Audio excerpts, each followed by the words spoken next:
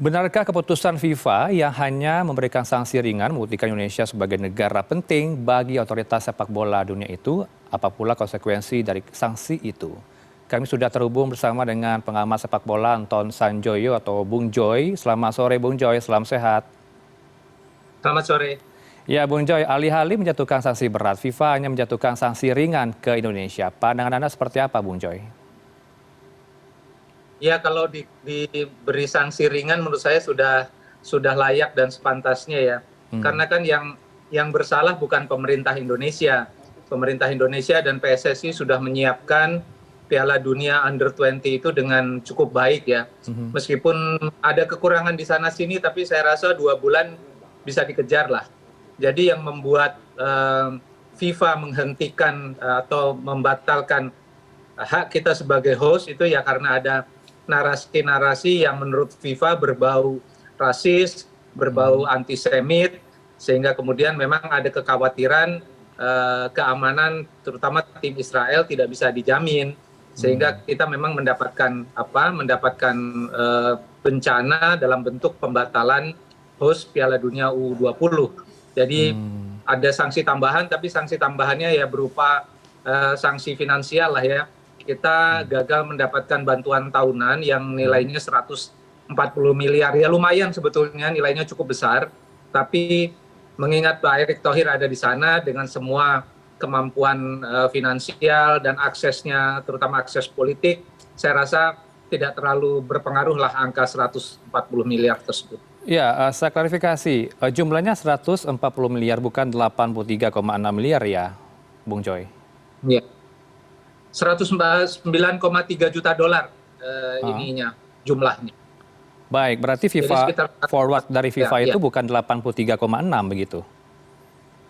Bukan, 140 miliar rupiah kira-kira jumlahnya. Baik, tapi kalau Anda dari kacamata Anda, Bung Joy, indikator diberikan sanksi ringan atau kartu kuning kalau kata Pak Erick, apakah melihat Indonesia ini banyak supporter sepak bola, ada ratusan juta penggemar sepak bola di Indonesia, kemudian yang paling penting adalah kesiapan Indonesia sendiri dalam menghadapi U20 kemarin, infrastrukturnya sudah siap dan juga beberapa hal sudah siap, hanya saja dinamika politik yang begitu menjadi perhatian dari FIFA. Bung Joy. Iya, karena memang FIFA ini kan sangat anti, sangat alergi dengan hal-hal yang berbau rasisme. Dan kalau kita lihat kampanye mereka dalam 10 tahun terakhir kan memang semuanya terkait kalau memang ada narasi-narasi seperti itu, terutama dari politikus yang terkait dengan pemerintah, karena PDIP kan partai koalisi dan partai pemerintah sebetulnya. Jadi itu pasti akan sangat berpengaruh kepada keputusan FIFA. Kalau tidak, dia juga sebetulnya tidak mau repot, karena kan dia pasti harus menunjuk host yang lain, dan itu membutuhkan waktu, membutuhkan persiapan yang belum tentu sesiap Indonesia juga gitu loh. Jadi menurut saya pertimbangan keamanan terutama terhadap tim Israel jauh lebih penting daripada persiapan yang dilakukan oleh Indonesia. Itu menurut kacamata FIFA. Baik, kalau Anda katakan tadi beban yang akan ditanggung Indonesia adalah tidak bisa menerima uang dari FIFA Forward ya, 140 miliar rupiah begitu ya. Kalau dimanfaatkan nanti 140 M ini untuk apa saja ya? Apakah untuk transformasi sepak bola di Indonesia yang akan kita gunakan dari PSSI atau bagaimana, Bung Joy? Anda melihatnya? Bukan. Itu 140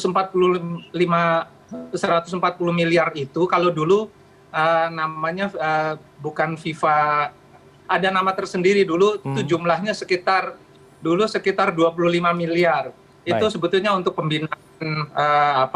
pembinaan usia muda, lalu untuk pembangunan fasilitas dan operasional federasi, dalam hal ini PSSI. Jadi memang ada masalah dengan mungkin operasional PSSI sekarang harus dicarikan tombokan, harus dicarikan sumber dana lain supaya kantor PSSI ini masih bisa terus berjalan, karena kan harus ada orang yang digaji, ada overhead cost, ada macam-macam urusan dengan FIFA, ada korespondensi, pokoknya ada urusan operasional yang dibiayai juga oleh FIFA sebetulnya.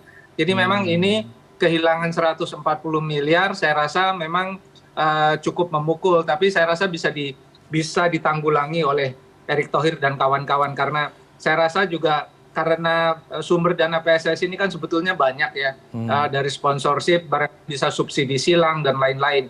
Tapi penggunaannya memang lebih banyak kepada untuk pembinaan, lalu untuk sarana dan prasarana, serta untuk operasional. Jadi memang ada masalah dengan kita kehilangan 140 miliar dari FIFA.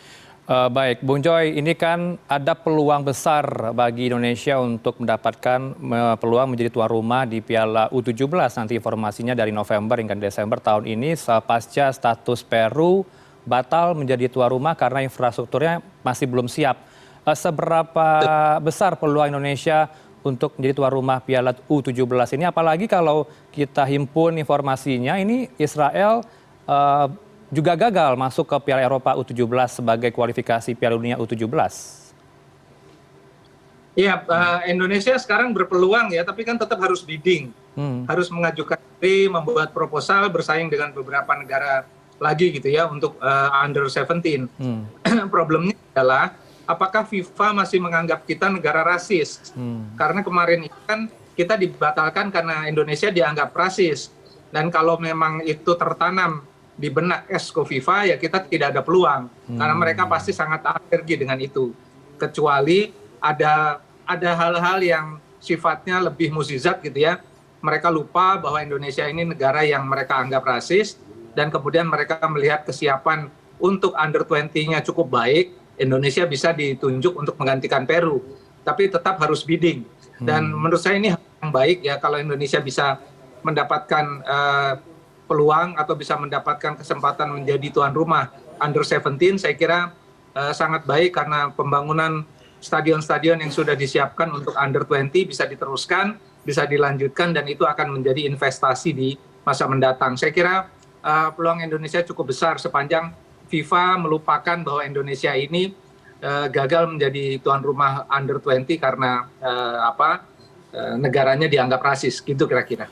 Baik, semoga kekhawatiran dari FIFA sebagai Indonesia dicap sebagai negara rasis itu tidak akan berkembang di kemudian hari, akan lupa begitu ya, karena positifnya adalah menjadi tuan rumah di Piala U17. Tapi tugas apa yang menjadi tantangan ke depan bagi Erick Thohir dan kawan-kawan dan juga sejumlah stakeholder lainnya termasuk pemerintah agar bisa meyakinkan publik internasional Indonesia siap untuk menggelar Piala Dunia apapun, Bang Joy atau Bung Joy? Ya, saya rasa kalau Indonesia bisa mendapatkan kesempatan menjadi tuan rumah Piala Dunia Under 17, saya rasa sudah tidak ada masalah lagi. Jadi luka lama gagal menjadi tuan rumah Under 20 bisa disembuhkan ya dengan seketika. Kalau gagal, ya pekerjaan Erick Thohir menjadi semakin banyak. Tapi menurut saya tidak terlalu khawatir karena Indonesia kan hanya kena sanksi tambahan administratif dalam bentuk finansial. Dan Indonesia masih bisa tampil di event-event internasional di bawah bendera FIFA. Dan kita bisa melakukan campaign lebih banyak lagi, lebih melakukan pendekatan kepada FIFA, pada negara-negara lain bahwa Indonesia negara yang terbuka. Kemarin itu kegagalan tersebut menjadi pelajaran berharga, dan Indonesia bisa memetik pelajaran bahwa kalau menjadi negara yang rasis, kita tidak akan mampu untuk mewujudkan mimpi menjadi tuan rumah Olimpiade, menjadi tuan rumah Piala Dunia, itu tidak akan mungkin terjadi. Karena dunia internasional pasti akan sangat menolak dengan sifat-sifat seperti itu gitu loh. Jadi campaign yang dilakukan oleh Erick Thohir masih bisa banyak, dan kalau Indonesia bisa tampil di event internasional di bawah bendera FIFA, saya rasa tidak ada masalah. Memang pekerjaannya lebih berat. Tapi kalau bisa mendapatkan host under 17, saya kira jalan terbuka sangat lebar. Indonesia bisa berpeluang untuk menjadi tuan rumah apapun yang title-nya Piala Dunia atau title-nya dunia. Kira-kira begitu. Baik. Tapi kan ada juga isu yang mencuat sampailah media internasional juga membuat rilis atau pernyataan di medianya bahwa Indonesia ini tidak siap untuk menggelar Piala Dunia karena ketidaksiapan Indonesia dalam standar stadion, kemudian keamanan. Apakah lebih berat masalah Indonesia ini sebenarnya bukanlah dinamika politik soal Israel, melainkan adalah ketidaksiapan beberapa tuan rumah di beberapa kota Indonesia yang masih belum positif dikatakan oleh FIFA, Bung Joy? Saya kira tidak ada penilaian yang negatif terhadap kesiapan infrastruktur kita ya. Kalau saya lihat dari semua stadion memang masih ada beberapa yang masih harus diperbaiki, terutama soal perimeter dan akses. Tetapi menurut saya itu bukan masalah yang terlampau besar, karena kalau masalah itu ada sejak bulan katakanlah sejak setahun yang lalu, FIFA pasti sudah berteriak karena itu adalah requirement-nya belum terpenuhi yang minimum gitu loh.